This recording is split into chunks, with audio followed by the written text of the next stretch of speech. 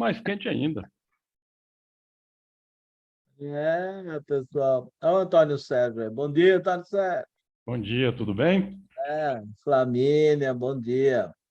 Vamos aguardar aqui, ó, o nosso grande parceiro, doutor Márcio Melo Chaves, um grande Bom dia, parceiraço aí, Mônaco. especializado em direito digital.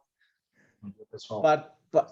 Vários cases, muita experiência. E também experiência aí na parte educacional, né, no nosso CEDIM. Doutor Márcio, Exatamente. obrigado pela oportunidade, pela sua disponibilidade, que eu sei que ultimamente não está sendo muito fácil, correria do dia a dia. Fique à vontade, doutor Márcio, para se apresentar minimamente, né? Porque se for falar tudo do seu currículo, nós vamos ficar com umas 3 horas, então não dá tempo. Então, se apresente, fique à vontade. Obrigado, Mônaco. Na verdade, eu não diria nem que é o currículo que daria muito tempo, tomaria muito tempo. Seriam as tristes histórias que a gente vive e que ajudam a calejar, né? Cria ruga, dá cabelo branco, mas tem que servir para alguma coisa, né, gente? Tem que servir pelo menos para dar um pouco de calejamento, né? Eu tinha um professor de Muay Thai que dizia que o que não mata, caleja. Então, se a gente sofre no dia a dia, não só nas agendas, como o Mônaco comentou, se a gente já sofre no dia a dia da operação de DPO, de um escritório de advocacia, só de estar no Brasil, né? Nosso fator Brasil, e ainda joga um frio em cima desse sopão aí, dessa mistura toda, então tem que servir para alguma coisa, né? Essas tristes histórias. E agradeço, primeiro momento aqui, o convite feito pelo Mônaco, o convite feito para poder participar, enfim, trocar algumas ideias e algumas experiências com vocês. A gente costuma dizer na área do direito, ou pelo menos revisando contratos e trabalhando em instrumentos contratuais, que por trás de cada cláusula tem uma triste história, né? E no dia a dia da operação do DPO, né, de quem lida, o profissional que lida com privacidade, não é diferente. Né? Por trás de cada dispositivo de um termo, de um procedimento, até mesmo às vezes de um slide que a gente está apresentando, pode ter certeza que tem uma triste história. E a gente usa disso para poder se aproveitar, né? Pegar um pouco ali da experiência cruzada. Né? Melhor os outros sofrerem para a gente poder, pelo menos, ter mais ou menos uma noção do que é aquele sofrimento ali. E acho que é o que a gente quer fazer hoje aqui para a gente poder, principalmente, ter uma troca mais rica aí na nossa conversa de hoje. Como o Mônaco comentou, e eu acredito que alguns dos senhores sejam da área jurídica, outros da área mais técnica, mas acho que a gente hoje quer trazer um pouco da visão e da experiência desses calejamentos que vêm no dia a dia da operação, de quem atua como DPO em um escritório de advocacia. A gente vai, obviamente, trocar muita figurinha aí para quem atua como DPO dentro de uma empresa ou presta serviços dentro de uma consultoria não jurídica, mas a ideia aqui é trazer um pouco dessas tristes histórias e outras histórias até de sucesso, né? Acho que a gente tem boa história para contar também, né, Mônica? Não é só de sofrimento, não. Vamos parar com a sofrência aqui de terça-feira, que a gente tem muita coisa boa para poder compartilhar também, se orgulhar do nosso dia a dia de trabalho, de tanta dedicação. Né? Então, primeiro eu queria só contextualizar do porquê que a gente está hoje falando sobre essa ótica, sobre esse ponto de vista aí do advogado, do escritório de advocacia, prestando um serviço e auxiliando empresas nas operações relacionadas à privacidade, e aí contar um pouco do meu background, trabalhando na área do direito, trabalhando com tecnologia. Tive aí uma carreira sendo construída nos últimos 20 anos, lidando com o dia a dia da tecnologia, sob a ótica jurídica. Então, sempre, desde o primeiro momento que eu tive contato com o direito, né, no mundo acadêmico, já na faculdade, era o tema que mais me apetecia. E eu costumo dizer que, para quem trabalha com direito digital, trabalha com tecnologia, não é muito diferente. Todo mundo é meio que o patinho feio ali, é quem, dentro das famílias, resolve os problemas com a tecnologia, é quem costuma, né, ter mais facilidade, né, no uso de novas ferramentas, ou a gente chama também os early adopters, né, que é o primeiro a ter aquele tipo de dispositivo eletrônico. E acho que isso ajudou muito quando, há 20 anos atrás, mais de 20 anos atrás, eu estava na universidade e conhecendo um pouco do tema de direito digital, né, ou sabendo da existência de um assunto que depois aí cunhou-se esse termo mais comercial de direito digital. Antes era direito informático, direito da internet, direito das novas tecnologias, enfim, termo mais facilitado que foi dado aí de direito digital. Foi ao perceber que, em um grande simpósio internacional que eu estava fazendo parte, como ouvinte, né? Não estava palestrando, estava na faculdade ainda, eu percebi que grandes nomes do direito, grandes profissionais do direito, apesar de todo o estofo jurídico, acadêmico, desconheciam por completo as questões relacionadas à tecnologia. E aí foi onde eu consegui, ali naquele momento, me localizar no direito, né? Foi bem no início da faculdade, mas me permitiu ter essa visão de que, olha, está aqui uma área que faz sentido você ter esse olhar multidisciplinar, esse olhar de quem tem, obviamente, uma bagagem, um conhecimento, uma expertise jurídica, mas que sem a contrapartida de ter o conhecimento técnico, a facilidade, a compreensão de como funcionam as tecnologias digitais, de pouco ou quase nada servia ter toda aquela bagagem jurídica. Eu acho que esse é um pouco do perfil do DPO, né? Nós, como DPOs, atuando nas áreas de privacidade das empresas, de escritórios de advocacia ou de outras consultorias, nós acabamos tendo a necessidade de ter um pouco desse perfil multidisciplinar, né? E é por isso que nas certificações, como o Mônaco comentou, onde eu leciono e coordeno um MBA, no CEDIM, e, obviamente, tantos outros institutos e tantas outras instituições de ensino, a gente tem aí formações multidisciplinares com a parte de segurança da informação, a parte de segurança cibernética, a parte de privacidade, a parte jurídica, basicamente para poder dar ali o devido direcionamento a esse tema ou esses temas que compõem esse perfil multidisciplinar. E se a gente for pensar sobre a ótica de um escritório de advocacia, isso acaba sendo ainda, né, até hoje, mas há 20 anos atrás era algo de, assim, que não se pensava, né, nem se cogitava você ter um profissional não exclusivamente jurídico ou que tivesse uma bagagem, um conhecimento exclusivamente jurídico dentro de um escritório de advocacia. Talvez essa fosse uma primeira grande barreira para os escritórios trabalharem com o tema direito digital. Eu até acreditava na época que deveria existir a área do direito digital. Cada profissional do direito das suas respectivas áreas teria a obrigação de conhecer os impactos da tecnologia dentro do seu dia a dia. E é onde, felizmente, eu estava enganado.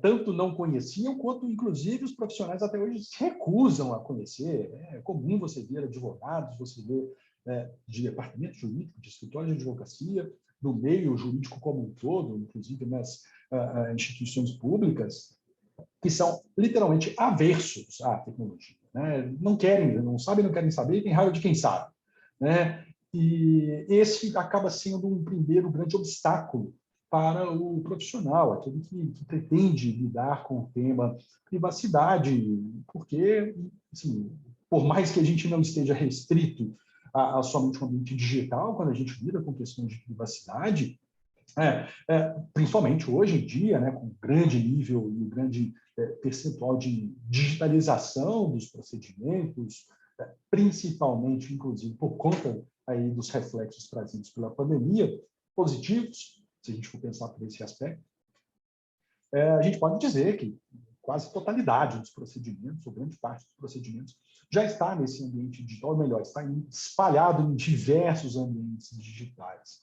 E aonde, tendo talvez essa visão multidisciplinar, ou conhecer o funcionamento das tecnologias, seja dos aplicativos, seja dos dispositivos móveis aí conectados da internet das coisas, seja, né, do tema, novamente, do momento, né, dos metaversos. A gente, claro, precisa ter um pouco de familiaridade, conhecer o funcionamento daquilo, para a gente poder ter, aplicando essa visão de risco, conseguir identificar onde que a gente pode ter uma dessas possíveis tristes histórias que a gente quer evitar.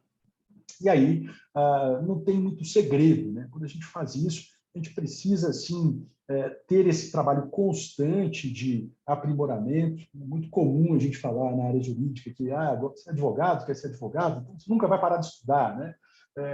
Como se fosse uma coisa ruim, né? Na verdade, é uma coisa ótima. A gente não tem, eu costumo dizer que se tem coisa que a gente não tem no nosso dia a dia, é rotina. Cada dia uma coisa diferente, cada dia um assunto novo, cada dia uma abordagem que às vezes nunca foi nem trazida, seja no meio jurídico, seja no meio tecnológico como um todo, e é o que faz com que a gente, não querendo ter rotinas, consiga ter um dinamismo aplicado à nossa carreira muito grande. E aí, esse trabalho de formação constante, de discussões, participações de comitês, é tão relevante. Aí, fazer parte desse grupo aqui, sem dúvida alguma, passa a representar essa necessidade de ter, né, esse atualizar constante de quem trabalha aí nos temas relacionados à privacidade, direito digital, mas principalmente à privacidade. E, para isso, também trazer toda uma necessidade de perpetuar, de transformar esse conhecimento, essa bagagem, também ali em conhecimentos e conteúdos que possam ser compartilhados, que fiquem ali, possam, né, ser depois consultados, né, e ainda a necessidade de produzir conteúdos acadêmicos, de artigos, livros, e participar aí de debates e matérias, inclusive jornalísticas, para poder trazer esse conhecimento, trazer essa visão, trazer essa experiência para aqueles que ainda não tiveram a oportunidade de debruçar, de aprofundar, até de entender qual é o impacto das tecnologias no seu dia a dia, principalmente para os aspectos jurídicos. E, com isso, a necessidade também de ter uma visão dentro da área do direito em si, né, da seara jurídica, também em diversas áreas do direito. Né? A gente sabe que a privacidade ela conversa diretamente com diversas áreas do direito, e talvez por ser aí uma área quase que independente, se a gente for pensar assim, né? Igual a gente tem a propriedade intelectual, igual a gente tem o direito do trabalho, igual a gente tem a segurança da informação, a gente tem aí na figura da privacidade, talvez, uma área que hoje em dia passou a ganhar aí uma autonomia, e é por isso que a gente tem o profissional aí do DPO, o advogado, principalmente, podendo atuar dentro dessa área por conta dessa vertical aí do direito relacionada à privacidade e esse mundo que a gente vive no nosso dia a dia. Então, Ô, Márcio, essa é um pouco dessa bagagem aí que eu quero compartilhar com vocês hoje. Ô, Márcio, uma coisa que nós, né, sempre conversamos bastante, né, e eu e o Márcio já temos uma larga parceria aí dos últimos anos, né? E ele começou em outro grande escritório de advocacia, foi onde nós nos conhecemos, e hoje ele faz parte como sócio do escritório atual, do Almeida Advogados. Ô, Márcio, agora uma coisa que eu queria que você desse seu depoimento, que a gente tem administrado muito, é que no mercado atual, o foco da privacidade, eu acho que enalteceu algumas coisas que estavam dormentes. O que eu quero dizer com isso? Aquela visão que sempre nós tínhamos, né, e temos até hoje, de compliance, na minha visão, ela estava meio adormecida. Ela estava num canto, quietinha lá, né? Então, nós de tecnologia, sempre brigando muito nesse foco de governança, governança, governança, junto com vocês, mas não junto efetivamente, né? Porque tecnologia e o direito, né, sempre, sabe, tiveram algumas dificuldades de atuar a N-mões aí, né, e hoje quebrou-se esses paradigmas, né? Hoje é uma disciplina multidisciplinar, onde as equipes atuam de forma totalmente integrada. Então, eu queria que você desse seu depoimento em função de todos os projetos de privacidade especificamente, mas não só privacidade, né, por causa de todo o seu direito corporativo que você trabalha, e hoje atuando muito forte também em novas tecnologias, blockchain e tudo mais, que até te convido para uma próxima oportunidade para a gente falar nisso também, onde eu atuo no mercado corporativo de soluções e você também tem uma atuação muito forte nesse sentido. Como que você sente a mudança de comportamento do mercado a partir do momento que a LGPD veio impulsionando todo essa foco de compliance, né? Hoje o compliance ficou muito em voga, então a gente vê hoje muito mais pessoas preocupadas. Não, eu não quero tratar só a LGPD, em função dessa integração da LGPD com toda a legislação, né, complementar, vamos dizer assim, essa multidisciplinariedade trouxe, revigorou o compliance. Qual que é a sua visão disso? Olha, talvez seja até uma meia-culpa, né, que a gente precisa admitir aí, em nome dos profissionais da área jurídica, que acabam aproveitando do momento de novos assuntos para se reinventar profissionalmente. Muita gente que, por conta da onda do compliance, né, da expressão que veio a se popularizar como sendo compliance, mas em virtude da nossa lei anticorrupção, migrou de carreira ou quis se aprofundar, ou às vezes até direcionar um estudo acadêmico para esse tema que era relativamente novo, em virtude da nossa lei brasileira, discutida há muito tempo e há muitos anos, principalmente por conta da legislação estrangeira, em especial americana, FCPA, mas depois da nossa legislação brasileira de combate à corrupção, é que o tema compliance ganhou aí essa relevância, né? E como sendo uma coisa nova, uma coisa sexy, uma coisa atraente, as pessoas acabam querendo, né, tem mais interesse em participar de alguma coisa mais moderna, mais nova, que está sendo discutida pela primeira vez. E isso fez com que a gente tivesse uma avalanche de profissionais sendo direcionados para essa área. Às vezes sem saber até do que se tratava. E, por conta disso, às vezes também se apropriando de vários assuntos ou chamando simplesmente de compliance diversas situações e diversos trabalhos que não são relacionados, por exemplo, a essa questão da legislação de combate à corrupção em si. Então, acho que o aspecto do compliance em si, né, a palavra que ficou popularizada em si, talvez seja um dos principais problemas que a gente tem na hora de identificar.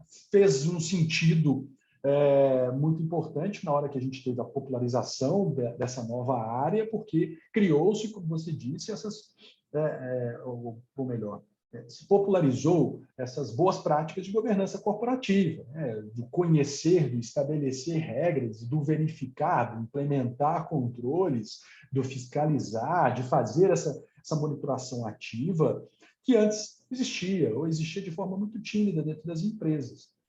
E com a vinda da LGPD, a Legislação de Proteção de Dados Pessoais como um todo, né, o GDPR, o RGPD europeu, e com a nossa própria LGPD, o que a gente teve, na verdade, foi um novo sopro, né, de novidade no meio jurídico, principalmente, mas no meio corporativo como um todo. As empresas enxergando ou passando a enxergar a necessidade de ter uma estrutura que permitisse fazer esse tipo de controle, de identificar pontos de atenção, de fazer um trabalho de melhoria continuada, que foi muito bem feito pelo recente trabalho dos profissionais ali do compliance de corrupção, encontrou um terreno fértil, tanto daqueles que, às vezes, até já estavam um pouco desiludidos com a área do do então conhecido compliance como um todo, para poder abarcar, abraçar, incluir dentro do seu escopo de atuação temas aí relacionados à privacidade. Às vezes por vontade própria, outras vezes até por imposição dentro das empresas. E foi muito comum a gente ver o tema privacidade ser simplesmente largado no colo de quem é da área de compliance das empresas. Por quê? Porque é um tema recente, é um tema novo, a gente fala compliance também, o termo compliance nada mais é do que conformidade, né? Você está conforme, você está seguindo a regra, tem compliance de tudo, né? Mas ganhou-se aí essa popularização do termo e dentro das empresas não foi diferente. O que é mais recente, o que é mais novo, o que é uma área que talvez não esteja demandando tanto e que possa comportar esse novo tema, esse novo assunto? Compliance, beleza, vamos jogar aí dentro da caixinha de sapatos do compliance para poder, dentro da empresa, esse assunto ser direcionado. Ajudou, como eu falei, por a gente já ter uma cultura de governança corporativa, essa organização dos procedimentos e de toda essa visão da necessidade de estabelecer e implementar e acompanhar a aplicação desses controles, também, obviamente, ter canais de contato, ter essa abertura para poder receber tanto solicitações e evitar o que sempre foi feito no mundo corporativo, nas empresas, que é de varrer para debaixo do tapete, né? Recebi uma reclamação, a reclamação não é interessante, eu me exponho, ou exponho alguém que eu não quero que exponha, eu vou simplesmente apagar, sumir, às vezes até prejudicar quem fez aquela denúncia, fez aquela reclamação.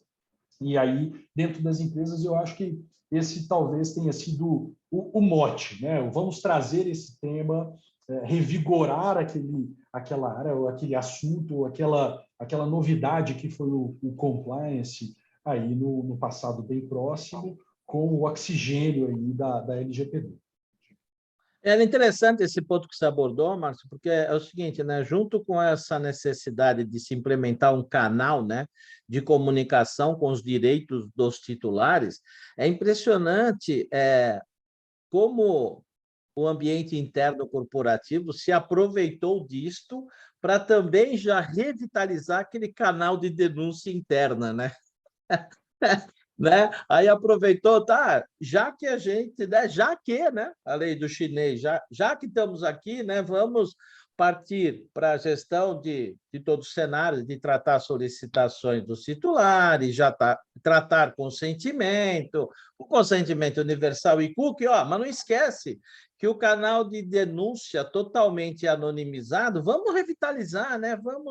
Vamos implementar ou reativar, reavivar. Isso a gente tem sentido muito nesse sentido. Agora, Márcio, especificamente o pessoal que está aqui, né?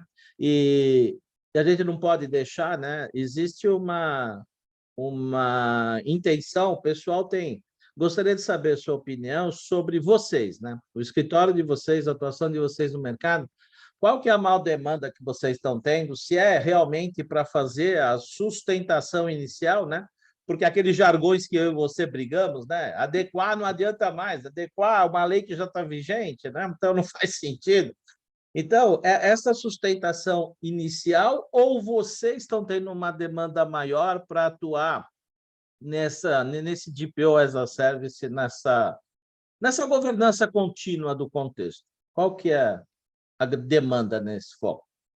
É muito pertinente esse comentário seu, Mônaco, porque, de fato, para quem acompanhou desde o início das discussões de adequação a regras de privacidade, a partir de 2016, mas com mais intensidade de 2018 com o RGPD, e aí com a nossa LGPD, que veio também em 2018, a gente tinha ali um terreno fértil para que as empresas pudessem se aproveitar da experiência europeia, trazer uma análise e dar passos, primeiros importantes passos para se adequar a essa nova regra, a esse novo cenário que a gente tem de proteção à privacidade. Não porque de privacidade é um assunto novo, privacidade é um assunto antigo, mas não no nível de complexidade que a gente tem dessas novas legislações. O próprio regulamento europeu ele é um regulamento que veio atualizar uma diretiva de mais de 20 anos, né?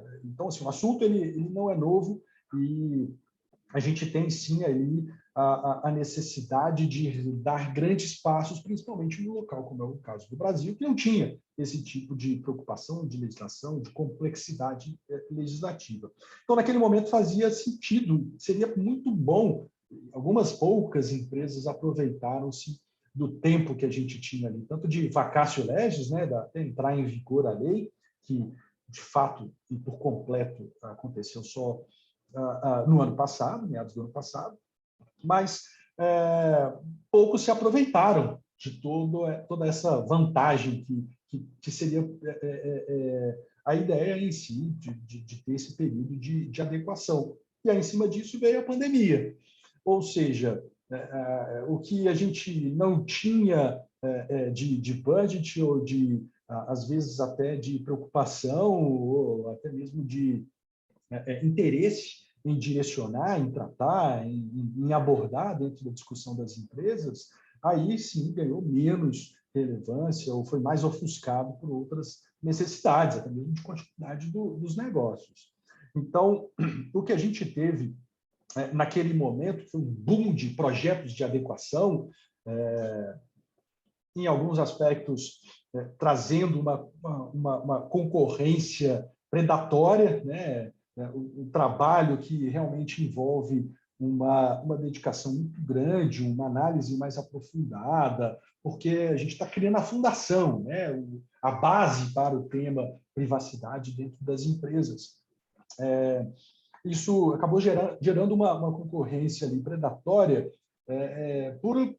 realmente por profissionais que estavam ali, às vezes, querendo pegar uma primeira experiência nesse assunto e outras vezes até ganhar mais em questões de volume, né? E não se preocupando tanto até com a qualidade, com a fundação em si do assunto dentro das empresas. Então, naquele momento, a gente teve uma avalanche de projetos, às vezes pequenos projetos, às vezes grandes projetos, e que, aos poucos, veio se esvaziando, veio se enfraquecendo, principalmente depois da entrada completa em vigor da lei. Como você mesmo comentou, poxa, já tenho que estar em conformidade com a lei. A lei é de 2018, ela está totalmente em vigor desde agosto do ano passado, e falar que eu vou fazer um projeto de adequação hoje em dia dentro da empresa ou para o mercado é basicamente falar, olha, eu estou operando na ilegalidade já faz alguns anos, mas quero resolver esse problema. E talvez por isso a gente tenha essa mudança, e aí respondendo finalmente a sua pergunta, hoje, sem dúvida alguma, a grande demanda ela envolve a manutenção do que a gente chama de um programa de conformidade, mesmo que seja só no nome, né? Porque esse programa, muitas vezes, o que ele vai fazer, na verdade, ele vai fazer, na verdade, fatiar as necessidades que são cobertas, o que pretende se cobrir quando se faz um projeto de adequação, mas colocar isso de forma mais extensa, mais perene, ao longo de 1 ano, 2 anos, 3 anos. Né? Ou seja, aquilo que eu não fiz, mas eu não posso admitir que eu não fiz, eu vou contratar um escritório de privacidade para me auxiliar. E aí, se alguém questionar, fala, opa, eu já tenho um DPO, já tenho um escritório de privacidade, já tenho quem lida com esse assunto. E a gente, claro, exercendo esse papel, faz ali o meio de campo, né? Junto ao cliente e fala, olha, você precisa fazer muita coisa, você sabe que você tem que fazer muita coisa, ou às vezes você nem sabe que você tem que fazer muita coisa, mas eu vou te mostrar que você precisa, mas a gente precisa dar um passo de cada vez. Não adianta achar que a gente vai parar ou vai dar um foco total para essa adequação imediata, só num projeto de adequação. A gente acaba tendo que fazer aquilo, né, trocar o pneu com o carro rodando. Né? Você precisa, de fato, ir fazendo as entregas que compõem um projeto de adequação à medida que elas são mais urgentes, mais demandadas, seja num contrato com fornecedores, seja num contrato com cliente, seja numa auditoria que está sendo feita por um parceiro, seja num incidente que aconteceu dentro da empresa com o fornecedor e por aí vai. Então, hoje a gente tem uma demanda quase que integral, focada nesse tipo de trabalho. Por um lado da empresa, é uma coisa interessante, se a gente for pensar dessa forma, porque você não tem aquele grande desembolso que era comum você ter num projeto de adequação. E, às vezes, sem ver o valor agregado. As empresas, até hoje, têm muita dificuldade de enxergar o valor de um trabalho desse de adequação. E quando você coloca isso como, olha, eu preciso ter esse profissional, eu preciso ter um escritório de privacidade, eu não quero ter dentro de casa alguém com um custo que a gente sabe aí dos encargos trabalhistas, até porque eu nem sei qual que é a real necessidade, poxa, eu vou terceirizar e é onde a gente atua com mais intensidade para empresas, tanto aqui do Brasil, mas na sua grande maioria para multinacionais que têm operação aqui no Brasil também, e é onde a gente também pode trazer um pouco de historinhas para contar.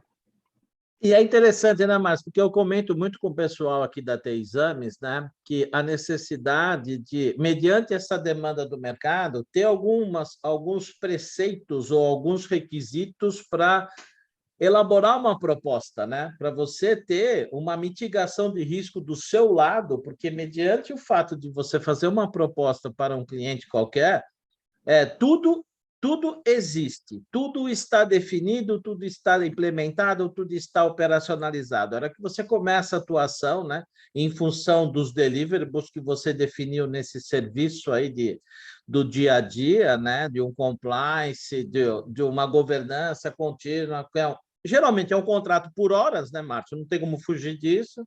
N horas por mês, a hora que você vai para o primeiro e segundo mês, você entende o tamanho do buraco, né? Que você vê que, porque geralmente essas empresas fizeram um projeto, entre aspas, de adequação há 1 ou 2 anos atrás, só que se esqueceram de se implementar, né, a fase 4 e a fase 5 do SGPD, que é a governança e auditoria. Quer dizer, eles acham que, né, a privacidade foi um projeto, começo, meio e fim, e esquece de dar sustentação operacional a tudo isso. E a hora que a gente é contratado como DPO as a Service, aí começa a ter que, né, reavaliar, revisitar, refazer os relatórios de avaliação de impacto e tudo mais. E é isso que eu tenho comentado bastante com os alunos da TI Exames, que quem atua mitigue o seu risco, né? Porque aceitar uma demanda dessa, né, Márcio, pode te trazer um ônus operacional grande, porque a quantidade de esforço que você definiu para aquele cliente geralmente não é suficiente, né? A gente tem um índice aqui de 75% de que a quantidade de alocação de esforço para um cliente nesse tipo de serviço não é suficiente. E aí vem toda uma tratativa que cada um tem que amadurecer no seu speech do serviço proposto, de mostrar, né, essas diferenças, né? Por isso que, eu assumi no momento de assinatura do contrato que você tinha isto, neste nível de maturidade, e não tem. Então, a gente precisa ter uma atuação adicional. Tem uma pergunta aqui do Rogério, Márcio, que ele fala o seguinte: como que você enxerga... Essa pergunta é bem capciosa, né? Como que você enxerga a adoção da privacidade pelas empresas públicas do Brasil? Olha, essa é dureza, hein? Assim, para responder essa pergunta, primeiro eu vou precisar colocar um binóculo, né? Porque as empresas públicas estão muito longe, talvez nem binóculo, tem que ser um telescópio, né? Porque as empresas públicas, instituições aí da administração pública direta e indireta estão a quilômetros, milhares de quilômetros de distância da necessidade de adequação. Saiu uma pesquisa recente aí falando do percentual de conformidade e que mesmo nessa própria pesquisa, nessas informações, desses percentuais que estão sendo divulgados, a gente tem que olhar isso com muitas e muitas ressalvas, porque, como você mesmo disse, Mônaco, muitas vezes as empresas acham que precisa de pouca coisa, acham que estão bem adequadas, acham que já fizeram aquilo. Poxa, mas já fiz um projeto, já estou adequado, já está tudo resolvido, não é? Não é isso mesmo? Já implementei, já está aqui. E esquecem que, aproveitando, né, o jargão também ali do que a gente falava do compliance só começa, nunca termina. E quando a gente começa a fazer esse trabalho dentro de uma empresa, a gente sabe o quão defasada a empresa provavelmente, ou muito provavelmente estará. A gente sabe o grande esforço que vai ser necessário. A gente tenta explicar isso para o cliente, a gente tenta explicar isso para as empresas. Nem sempre a gente consegue ser ouvido, mas às vezes a forma de a gente começar a plantar essa semente dentro da empresa é fazendo um trabalho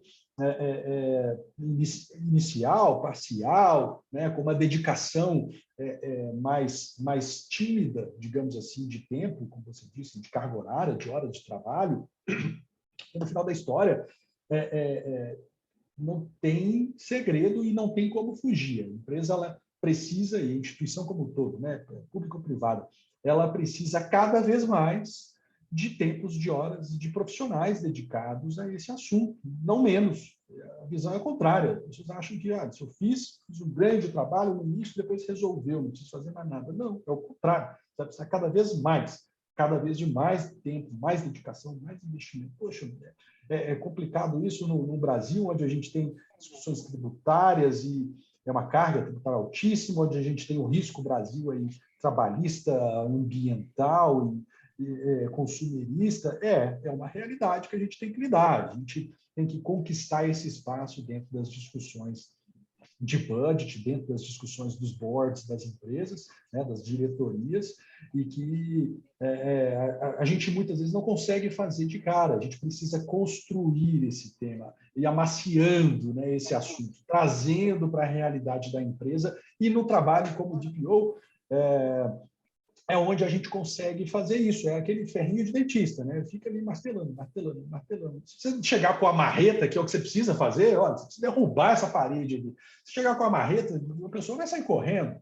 Agora, se chega com um ferrinho de dentista, ele vai cavucando, como a gente fala em Minas, vai cavucando ali, você vai conseguindo aos poucos fazer um buraquinho, expandir um pouco aquele buraco, para falar, olha por esse buraco aqui, olha o que você precisa fazer. E isso, às vezes, leva 12, 24, 36 meses. Não acontece de uma hora para outra, até porque muitas vezes você tem mudanças de gestão, você tem mudanças de momento de empresa, você tem operações de M&A, e, claro, tudo isso impacta, às vezes até coloca um hold essas discussões. E aí a gente, no cenário da administração pública direta e indireta, as empresas públicas, aí nem se fala, né? Porque você está aí sujeito ainda às intempéries políticas em todas essas mudanças que a gente tem, por exemplo, agora em anos de eleição, ou com mudanças em si de gestão pública, que se a gente pode falar, né, em termos de conformidade, assim, a conformidade porta fora, porque porta dentro dificilmente estão ali com um patamar mínimo de adequação, aquelas que falam que estão adequadas. É engraçado, né, Marcos, que a gente nota um monte de e-books no mercado, né, de materiais no mercado, empresas sem dar nomes, né, A e B, solta, e a pessoa, nossa, olha que sensacional, essa política de segurança do XPT. Mas, gente, escrever, todo mundo escreve. PPT funciona. Agora, cara, o que está por trás disso? É nada, é vapo, não tem nada. Então, isso é uma cobrança que tem, né? Porque a hora que a gente participa de alguns questionamentos públicos, né? Até mesmo da NPD, e eu já desisti, eu não entro mais, não aloco meu tempo para isso, né? Porque tem muita gente que fala assim, olha, vamos ouvir, vamos aguardar a NPD definir alguma regulamentação, algum direcionamento de como fazer. Gente, não dá para esperar. A empresa nossa, dos nossos clientes, dos nossos parceiros, elas estão vivas. Elas precisam se diferenciar no mercado. E não adianta aguardar a NPD para esse tipo de coisa. Nós temos que fazer a nossa parte. E eu não sei se você está sentindo isso, Márcio, mas tem algumas verticais de mercado, sem também abordar quais são, que o PROCON está muito forte. O PROCON, tem a cartilha do PROCON que está batendo na porta de todo mundo, entendeu? Então, a gente precisa ajudar nesse sentido, né? E eu acho que é a nossa função, né, Márcio? Que é o que está aqui, estamos com 124 pessoas aqui na sala, profissionais de mercado, para para trocar essa experiência e, novamente, te agradecendo. E como sempre, a doutora Poliana. Fique à vontade, doutora Poliana Rodrigues, em colocar sua dúvida, sua contribuição. Olá, bom dia, Mônaco. Sempre bom te Bom ver. dia. Bom dia, doutor Márcio. Bom dia, Poliana. Obrigada, viu, pela fala. Desculpa não abrir minha câmera aqui hoje, mas está sendo muito bom ouvi-lo, doutor. E eu tenho uma pergunta específica sobre a questão, né, se o doutor puder compartilhar aí sua experiência em relação aos adendos contratuais. Como que tem sido a experiência do doutor em relação aos adendos contratuais, tanto no que se refere à empresa cliente, né? Em relação à empresa entender que aquelas cláusulas são importantes, elas são imprescindíveis, elas precisam estar dentro do contrato para fins de responsabilidades, estabelecer as responsabilidades, porque às vezes o cliente tem um medo de perder um parceiro, né? Ou então impor muitas coisas aí. E também o parceiro para entender que isso é importante, que agora ele vai precisar atender certos requisitos. Eu imagino que lidar com isso deve ser muito mais importante do que definir quais cláusulas devem estar dentro do contrato. Aí, se o doutor puder compartilhar um pouquinho a experiência, vai ser muito bom. Com certeza. Obrigada. Eu costumo dizer, obrigado pela pergunta e pela participação, Poliana. Junto com aquela fala que iniciamos hoje a nossa conversa, né, de que por trás de cada cláusula tem uma triste história, e fazendo, né, o gancho com o que o Mônaco comentou, né, que todo mundo faz PowerPoint, faz cartilha e tudo mais, e aí vem aquele outro ditado que o papel aceita tudo, né, o PowerPoint aceita tudo. Tem muita coisa que é bonitinha que a gente coloca para inglês ver, né, para falar que tem, mas que, na verdade, é só uma fachada, né? Tudo aquilo que está por trás não existe, né? É só aquela casca ali, que para quem está olhando de fora, fala, opa, está tudo bonitinho ali, e dá-se por satisfeito. Às vezes, porque não quer, de fato, saber o que tem depois, né? Além daquela casca, né? Às vezes a pessoa tem medo de perguntar porque tem medo da resposta. E aí é onde, dentro da sua pergunta, eu queria compartilhar uma experiência que não é diferente do que a gente fez para empresas que se adequaram ao RGPD europeu e que no Brasil, e olha, até hoje, tá? Empresas que até hoje estão se adequando ao RGPD europeu, mas que no Brasil, aí sim faz ainda mais sentido a gente seguir essa estratégia. De fato, a gente tem, acho que como premissa, as pessoas já aceitaram o fato que a gente precisa ter documentos, cláusulas referentes à privacidade, para poder endereçar esse assunto com seus clientes, com seus fornecedores, com seus parceiros. Isso já está superado nesse aspecto. A pessoa fala, já colocou a cláusula de privacidade? Já colocou o aditivo de privacidade? Tem assuntos relacionados aí da LGPD? Já viu as coisas da LGPD no contrato? Tudo bem. Eu acho que isso todo mundo já sabe que é necessário. E aí onde essa experiência também, né, de não querer causar um trauma a ponto de inviabilizar, por exemplo, a assinatura de um documento que, às vezes, por pressão comercial, está precisando bater meta, está precisando fechar aquele cliente, fechar aquele contrato, ou botar o projeto para rodar, porque ficou parado durante muito tempo, durante a pandemia. Então, a gente tem aí uma necessidade de também aos poucos. E aí é onde eu falo que a gente está na primeira versão dos vários tipos de contratos, cláusulas e aditivos contratuais que a gente precisa ter. A gente está dando o primeiro passo. Então, se colocam essas cláusulas, e isso até às vezes é chato, né, nessas negociações, a gente acaba vendo nos contratos cláusulas repetindo o que está na lei, ou seja, não precisava estar no contrato, definições, coloca no... Gente, está na lei, na referência à lei, a definição está lá, não sei se você queira mudar alguma coisa, tem que colocar de novo. Colocando assunções de obrigação das partes de cumprir a lei. Sim. Será que eu preciso colocar isso no contrato, que eu tenho que seguir a lei? Faz sentido? Declaro que estou seguindo a lei, declaro que estou seguindo as melhores práticas, declaro que tem a documentação, enfim, declaração aqui vai resolver o seu problema. Então, a gente acaba vendo nessa primeira leva muita muita disposição, muito artigo, né? Muita cláusula desnecessária, simplesmente para falar que tem. E, ao mesmo tempo, aqueles assuntos que são, de fato, relevantes. Olha, aqui a gente tem, numa relação entre duas empresas, empresa ou um prestador de serviço ou cliente, dificilmente você tem uma situação onde uma das partes vai ser só operadora ou só controladora. E até hoje a gente vê esse tipo de discussão. Não, aqui eu sou o controlador, aqui você é o operador. Não. E isso, inclusive, é uma definição legal. Não precisa nem estar no contrato falando quem que é o quê. Você sabe, ou pelo menos você deve saber qual é o seu papel naquela relação, se você está definindo o que vai ser feito com o dado pessoal, se você está seguindo o que alguém está definindo. Isso é definição legal. E não precisa estar no contrato falando isso. Mas a gente ainda gasta muita energia tendo esse tipo de discussão, onde a gente deveria empregar discussões sobre, olha, quero saber se você é controlador ou operador. Vamos partir do pressuposto que ambos podemos exercer esse papel, porque vai depender de cada atividade que a gente está fazendo com o dado pessoal. Ainda que seja bem pontual, bem residual, a gente não consegue afastar essa possibilidade.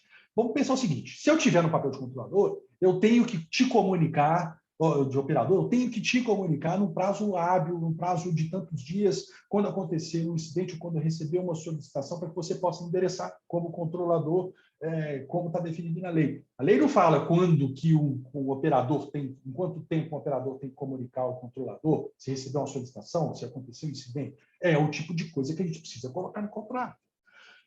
E outras, como, por exemplo, o caso de um incidente, ou como, por exemplo, na hora de se fazer alterações na sua estrutura, rede de fornecedores, de parceiros que envolvam suboperadores, por exemplo. Porque isso não está definido na lei. Aí, de fato, faz sentido a gente ter uma definição contratual. Então, assim, a gente gasta muita energia e coloca muita bobagem para ocupar, e aí, às vezes, o contrato tem 2 páginas, a gente faz esforços assim, hercúleos para transformar grandes contratos em contratos mais concisos, mais enxutos. E aí você acaba com tudo quando você coloca uma cláusula de privacidade de 10 páginas ali. E muitas vezes que não tem a menor necessidade. 99% está na lei e o resto não vai te trazer nenhuma segurança, nenhuma tranquilidade. Porque a lei não fala, se você colocou uma cláusula no contrato declarando que está em conformidade, você é isento de responsabilidade. Não existe essa possibilidade. A única forma de você se isentar de responsabilidade no caso de uma violação, de um incidente de privacidade dentro da empresa, que está no seu controle, é você garantir que você fez tudo o que a lei exige.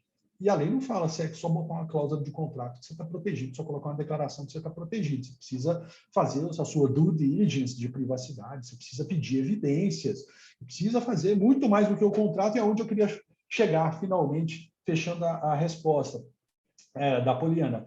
A pergunta da Poliana. A gente ainda está nessa primeira leva, essa primeira onda, a gente está discutindo coisa tão trivial, tão básica, que se a gente fala hoje, olha, um contrato para cláusula de privacidade, a gente precisa, inclusive, apontar todos os tipos de tratamento que acontecem, ou seja, colocar uma tabelinha lá e falar, olha, esse dado pessoal vai ser tratado dessa forma por mim, como controlador, ou por você como operador, essas são as salvaguardas que a gente está aplicando, esses são os controles que a gente tem.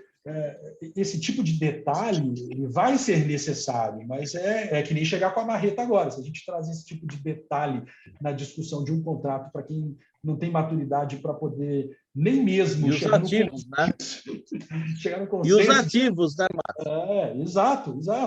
E os ativos, quer dizer... Esse tipo de dado está dentro de tal ativo. Exatamente. A gente Exatamente, não quer tem dizer... esse nível de maturidade. Mas é necessário. A gente vai ter que chegar lá. Obrigada, Vai lá, doutor. Rogério. Obrigada. Obrigado, Poli. Rogério, vamos lá. Bom dia. Inicialmente, muito obrigado, doutor Márcio, pela excelente contribuição aqui nas nossas terças de ação. Bom dia, doutor e mestre Wellington Mônaco, doutor Hélio Abreu, todos os demais colegas, José Pininga, todos os demais mestres. Não vou falar o nome de todo mundo, senão vou tomar meu tempo aqui só falando o nome dos colegas. Doutor Márcio, eu gostaria de, mais uma vez, as minhas perguntas são tanto quanto subjetivas, né? Perguntar como é que o senhor enxerga essa mudança da NPD e o impacto que isso trará como uma autarquia de natureza especial, né? Em relação àquela sua colocação sobre para inglês ver, aproveitando também, o senhor acredita que essa realidade de fingir que está adequado a uma situação exclusiva do Brasil, ou mesmo as empresas dentro da área econômica europeia, também passam por situação parecida em relação à GDPR? Muito obrigado. Eu que agradeço aí pela pergunta, Rogério. Respondendo a última antes,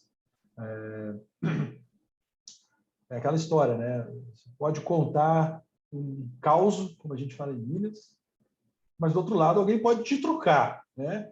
Então, eu falei, estou em conformidade, estou adequado. Tudo bem, me manda a evidência aí.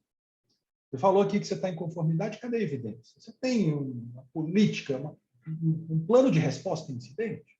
Tem. Você tem controle e implementação? Você tem inventariado o seu parque tecnológico? Você tem inventariado os seus ativos? Você tem registrado o tipo de tratamento de dado pessoal? Então, assim, é o tipo de pergunta que, se a pessoa fala que está adequada, é automática, né? Como eu comentei ali, essa due diligence, na verdade, significa que a gente vai fazer uma auditoria dentro dos nossos fornecedores, dentro dos nossos parceiros. A gente não vai fazer mais nada da vida, né? A gente vai só fazer isso, e para os outros é de graça.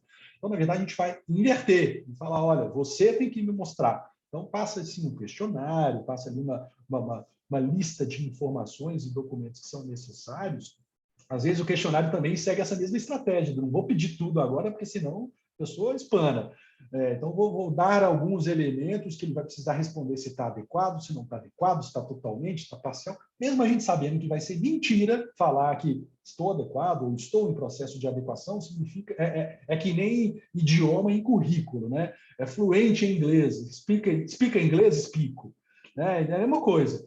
Né? Você está ali colocando que está adequado, está em processo de adequação. Nada. Está em processo de adequação significa que você entendeu pela primeira vez que estão te pedindo isso e você está procurando alguém para poder fazer. Isso, estou em processo de adequação. Então, a gente ainda tem muita coisa para fazer e é um risco quando você declara, quando você dá esse tipo de informação para o seu cliente, para o seu parceiro, porque você acabou de ali assumir e formalizar o fato de que você é um mentiroso. E aí, se uma coisa dessa você está mentindo, imagina outras de negócio tão importantes que, obviamente, vão gerar uma insegurança na sua relação com aquela outra empresa, com aquele parceiro, com aquele fornecedor. Então, a gente tem que ver com muita ressalva.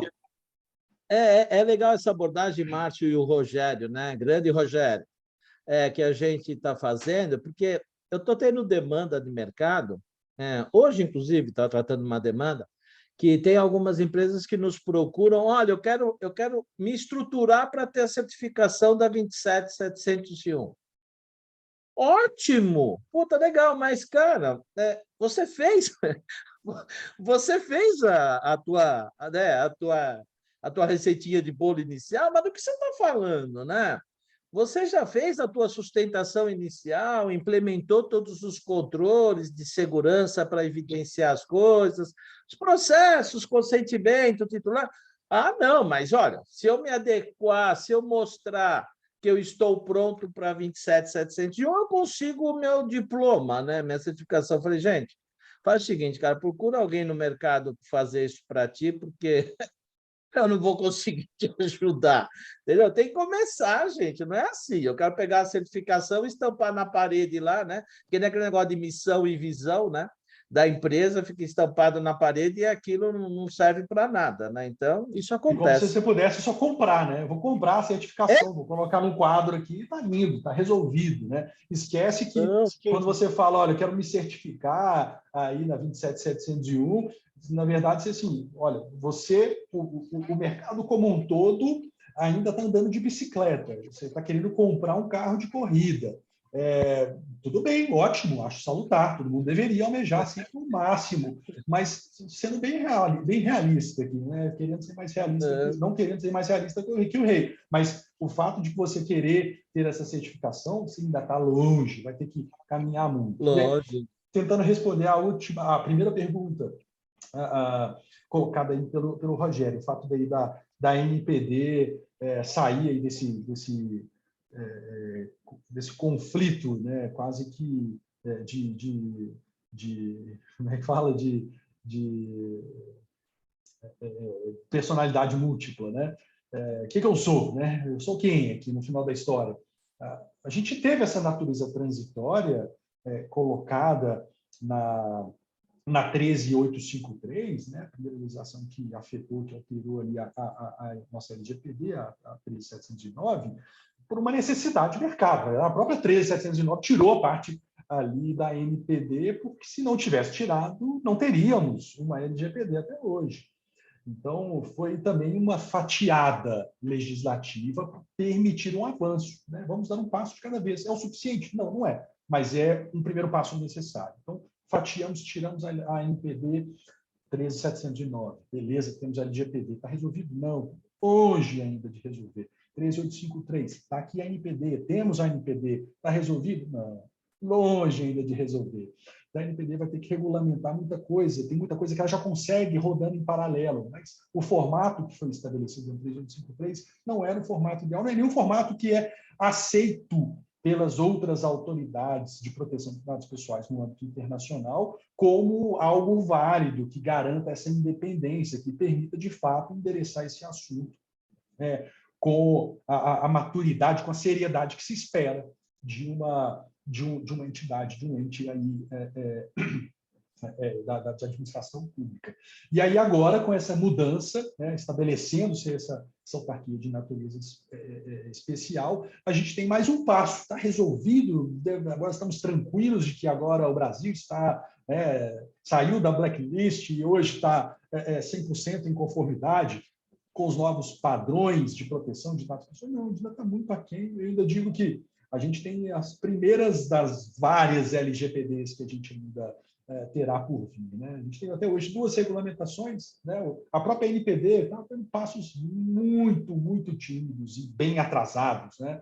Às vezes até, ao meu ver, desprendendo esforços de forma, muitas vezes, sem privilegiar aquilo que realmente é necessário. Precisa regulamentar tanta coisa dentro da lei que tudo bem, é importante você difundir conhecimento, você difundir essa cultura, mas será que a gente não deveria canalizar para tudo aquilo que a gente precisa regulamentar? Porque a lei ainda está muito vazia nesse sentido. A gente ainda precisa de muita regulamentação e o fato dela dar esse novo passo, não primeiro, mas um novo passo, migrando aí para esse formato de autarquia de natureza especial, ajuda um pouco mais, mas ainda está muito aquém do que a gente tem como necessário. Muito obrigado, Vamos lá, doutor gente, nosso tempo está encerrando. Nosso tempo está encerrando aqui. Só complementando, eu gostaria de dizer que eu concordo com o senhor sobre a questão da isenção do controlador e do operador. Eu vou um pouquinho além, eu acho que é inalcançável, não só pela subjetividade da própria lei, como também pela evolução da tecnologia. Muito obrigado. Pininga, está contigo. Ô, mestre Mônaco, bom dia para vocês todos aí. Eu acho que aqui a gente tem alguns pontos também em consideração. Tem até uma pergunta que está aqui no chat, alguém dizendo como é que eu faço para entrar nesse mundo. Esse é o desafio, né, que todos nós estamos aqui, porque no nosso caso, nós como profissionais de privacidade de dados, a gente tem não só o desafio, né, de deixar qualquer que seja um dos nossos clientes adequado à legislação, mas a gente tem o outro desafio até de divulgar, né? Nós somos evangelizadores disso. Mas eu tenho recebido, se vocês me permitem, eu vou até compartilhar aqui uma tela. Esta tela aqui é um e-mail que eu recebi de uma empresa, eles são tradutores. Vejam, os caras são tradutores. Pô, o que é que tem um tradutor a ver com LGPD? Assim, numa avaliação muito preliminar, né, praticamente nada. Só que eles são fornecedores da Telefônica. E a Telefônica está dizendo para os seus fornecedores, cara, você está adequado à LGPD? Porque se você não está, você possivelmente não ficará na minha cadeia de fornecedores. Está aqui o e-mail, né? Um e-mail onde a Telefônica está pedindo, todos os sócios têm conhecimento da LGPD? Bom, eu vou parar aqui o compartilhamento, né? Porque a ideia aqui não é discutir isso aqui, mas... Ixi, Maria, como é que eu faço aqui para... Bom, mas enfim, vou deixar aqui... E aí, o pause share está aqui. E aí, qual é assim, o complemento ao que o doutor Márcio está dizendo aí? Nós temos, dentro dos nossos potenciais clientes, empresas que estão precisando se adequar, porque eles entenderam, né? Eles entenderam que eles precisam se adequar, e nós temos também potenciais clientes que, por exigência de uma pressão maior, eles também precisam se adequar. Agora, como que numa mineração de clientes nós vamos encontrar qual cliente está em cada uma dessas fatias de mercado? Esse é o desafio de marketing, de comercial e assim por diante. Entender a legislação, conhecer a legislação e saber como implementar, é tudo isso que a maioria dessas pessoas que está aqui, né, nesse encontro, né, está se capacitando para isso.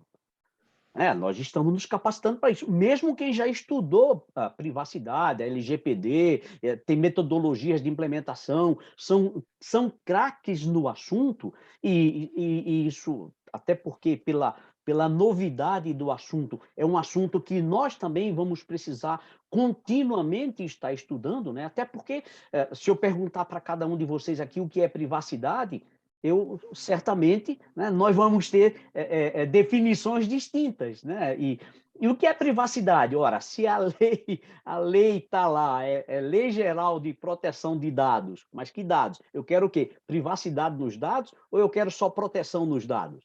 Porque proteção é uma coisa, privacidade é outra, né? Mas só que a privacidade é o que permeia a legislação. Mas o que é privacidade? Enfim, o que eu gostaria de contribuir aqui, né, até para as pessoas que estão nesse anseio, como é que eu chego no mercado? Cara, primeiro, tem que se capacitar. Se capacita com os bons. O Wellington está aqui, o Hélio Abreu está ali, a TI Exames oferece um conjunto de ferramental para você se capacitar. Agora, entenda que isso é mineração. Né? Mineração é você ter um bom comercial, você saber aonde vai abordar, mas entenda da legislação, se capacite, porque se você não se capacita, esses dias estava lendo Santo Agostinho e eu gostei muito de uma frase dele, no livro Confissões, que ele diz assim, meu Deus, como é que eu posso te adorar se eu não te conheço? Como é que eu vou implementar a legislação se eu não conheço a legislação, não conheço ferramentas, não tenho metodologia? Você tem que se capacitar. Essa era a minha contribuição, até como diz o Mônaco, o nosso tempo está aqui muito esgotado. Mônaco, mais uma vez, é um prazer vê-lo. Obrigado, Pidinga. Vamos, a Flamínia, vamos deixá-la perguntar para o doutor Márcio, né? E, infelizmente, pelo nosso tempo aqui já está esgotado, o doutor Márcio tem outros compromissos. Ele não abriu, né? Ele mudou a agenda dele, porque eu falei com ele ontem, falei, Márcio, vamos falar, faz tempo que a gente não trocar informação. Ele falou, não, vamos, mano, com certeza. Então, ele até deu uma quebrada na agenda, e nós temos que respeitar isso. Vai lá, Flamínia, fica à vontade para a gente encerrar o bate-papo. Bem sucinto.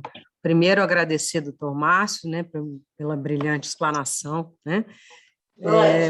Obviamente que não esgotou o assunto, mas é uma pergunta de milhões, assim, né? É uma pergunta retórica. Por que é que no Brasil a gente tem o hábito de pular etapa? Eu só queria saber isso. Porque essa impaciência em relação ao aprendizado, que é tão novo para todo mundo. É retórica a pergunta, doutor, o senhor me desculpa, mas é uma coisa que fica reverberando na minha mente. Eu preciso, para subir uma escada de degrau a degrau, eu não posso pegar do primeiro e para o último, porque eu vou queimar a etapa. Essas empresas que ficam adquirindo esses pacotes É igual aquela história, eu trago o seu amor de volta em 3 dias. Isso não adianta. Eu preciso de conscientizar o colaborador, eu preciso de contar para o empresário a importância do investimento. É todo um trabalho de evangelização, como diz o professor Pininga, como diz o professor Wellington. Então, assim, só para deixar é uma pergunta que assim, eu não tenho até nem como responder. O poder público criou uma legislação, doutor, que ele mesmo não respeita. O senhor entende? Isso me causa muita espécie. Por que não respeitar? É mais fácil respeitar, é mais fácil fazer o certo, é mais fácil ir pelo certo, porque lá na frente o incêndio que você vai apagar talvez seja menor do que se você não respeitar o passo a passo. É só isso, é só ter paciência, né? Mas muito obrigada. Professor Muito Wellington, obrigado, semana passada não Flamínio. estive, mas por questões de compensando. saúde, mas Está compensando a participação de essa hoje. terça-feira é um bálsamo para quem trabalha com o que a gente trabalha. E, pessoal, um abraço para todo mundo, é só isso. Muito obrigada mesmo. Obrigado, Flamínio. Eu acho que, assim, mesmo sendo uma pergunta aí, como você mesmo colocou aí, retórica, na verdade, a gente pode trazer aí uma mensagem, se é que a gente pode colocar dessa forma aqui, como talvez aí uma participação derradeira minha nessas falas. Tem uma expressão em inglês que, às vezes, ajuda a justificar, não porque é o caminho correto, como você mesmo colocou, olha, faz o direitinho, faz o arroz com feijão, como o Hector colocou, faz o trabalho certo, faz desde o início, faz direitinho, cria a sua fundação, né, antes de sair construindo a sua casa. Você vai gastar mais dinheiro depois, vai dar mais problema. Mas é aquela história, se tem tanta gente que precisa ser ajudada e não consegue, aquele que não quer ser ajudado, né, não adianta a gente desprender muita energia com eles. E é nesse caso o que a gente tem que fazer, e aí usando um pouco dessa expressão, que é o fake it until you make it, né? Então, assim, se você não consegue ainda se adequar, não consegue fazer, saiba que você está simulando, saiba que você está fingindo, mas saiba e faça alguma coisa a respeito disso. Você queria colocar só uma primeira política, só um primeiro documento, só um adesivo, a etiqueta falando ali que está em conformidade, ou a declaração no contrato, ou fazer uma palestra para meia dúzia de colaborador da empresa, e você está dizendo que está em conformidade, beleza, toleraremos o fato de que você, como tantos outros, às vezes até enxerga que isso é o suficiente para esse primeiro momento. Mas saiba que não é. Saiba que você precisa fazer muita coisa. E dê continuidade. Dá o primeiro passo, começa a fazer isso. É o último. Na verdade, você está fazendo uma coisa que seria feita no caminho natural das coisas muito para frente. Você vai ter retrabalho, tudo bem, já está servindo de alguma coisa, já está servindo para poder, pelo menos, fazer parte das suas preocupações aí na hora de botar o travesseiro, a cabeça no travesseiro no fim do dia. Mas faça e enxergue que precisa continuar fazendo cada vez mais, principalmente quando você está querendo queimar etapa, querendo ir lá para frente, achando que vai cortar caminho. Saiba que você não vai cortar caminho, saiba que isso pode sim te trazer algum tipo de benefício, pode trazer um gasto maior, pode trazer uma falsa sensação de segurança. Saiba que você está exposto. Mas se é só isso que você consegue fazer agora, faça. Mas faça alguma coisa. Alguma coisa você precisa fazer. E saiba que você precisa dar continuidade. Compliance só começa, nunca termina. Né? Não tem jeito de comprar a certificação 27 mil, botar na parede e achar que está tudo resolvido. Né? Não tem como você fazer isso. Não tem como você falar que está em conformidade com a empresa do dia para a noite. É impossível nenhuma empresa 100% em conformidade. Nenhuma empresa está, mesmo aquelas certificadas 27 ISO, 27.701, porque a empresa passa por mudanças, passa por atualizações, ela passa por modificações, a certificação ela muitas vezes não alcança todas as áreas da empresa também. Então, se a gente pode trazer um pouco aí de